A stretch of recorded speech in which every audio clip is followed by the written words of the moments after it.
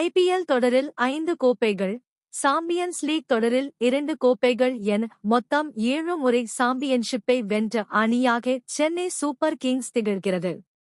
இந்த 7 கோப்பைகளும் Chennai super Kings அணி MS Dhoni தலைமையில் கைப்பற்றியதாகும்.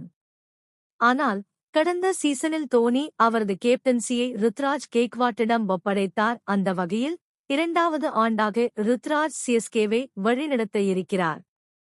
இதன் மூலம் அவர் மீது தற்போது எதிர்பார்ப்பு அதிகம் உள்ளது எனலாம். கடந்தாண்டாவது MS தோனி தேர்ந்தெடுத்த வீரர்களை வைத்துக் கொண்டு ருத்ராஜ் கெய்க்வாட் தொடரை விளையாடினார் என கூறப்பட்டது. ஆனால் இந்த முறை IPL மெகா ஏலத்தில் ருத்ராஜ் கெய்க்வாட், ஸ்டீபன் பிளமிங் கூட்டணி தீர்மானித்த வீரர்களையே CSK அணி நிர்வாகமும் எடுத்து இருக்கிறது எனலாம். அந்த வகையில் இந்த முறை பழைய CSK வீரர்களும் அணிக்குள் வந்திருக்கின்றனர். அதாவது சாம் கரன், விஜய் சங்கர், ரவிச்சந்திரன் அஸ்வின் ஆகியோர் இதற்கு முன் CSKவில் இருந்தனர். இதில் அஸ்வினை CSK அணி சுமார் ₹9.75 கோடிக்கு ராஜஸ்தான் ராயல்ஸ் அணியிடம் சண்டையிட்டு கொத்தி தூக்கியது எனலாம். அஸ்வினை CSK எடுக்கும் என்பது நிச்சயம் பலருக்கும் தெரியும்.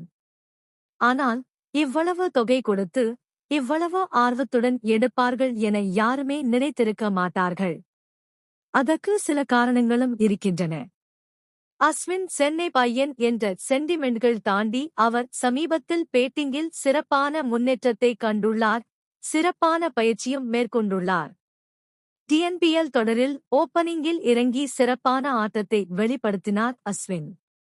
சேப்பாக்கத்தை அங்குலம் அங்குலமாக தெரிந்தவர் வேறு. இதையெல்லாம் கணக்கிட்டுதான் அஸ்வினை CSK தூக்கியிருக்கிறது. அந்த வகையில் இந்த சீசனில் அவருக்கு சிறப்பான ரோல் இருக்கிறது எனலாம். தோனி அஸ்வின் முன்பு பயன்படுத்துவதைப் போல் ஓப்பனிங்கில் இடது கை பேட்டர் இருந்தால் முதல் ஓவரிலேயே அவர் பந்து வீச வரலாம். சாம் கரன், கலீல் அகமது ஆகியோருடன் பவர் பிளேவில் அஸ்வினின் தாக்குதலும் சேப்